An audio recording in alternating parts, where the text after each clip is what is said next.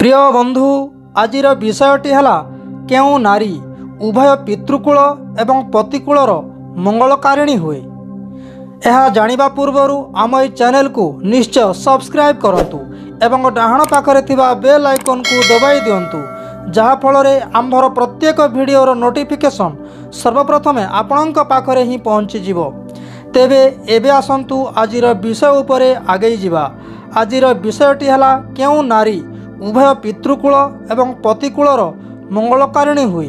हाँ आज्ञा, यह बहुत गुरुत्वपूर्ण होइतिबारु शेष जाए निश्चय देखंतु।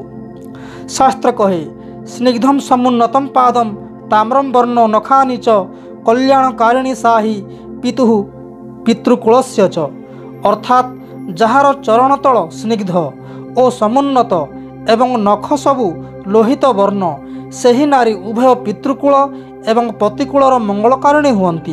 प्रिय बंधु, आगको आमर अनेक गुरुत्वपूर्ण वीडियो सबु प्रस्तुति चली से आम ई चैनल को निश्चय सब्सक्राइब करंतु, कमेंट करंतु, लाइक करंतु एवं शेयर करंतु। धन्यवाद।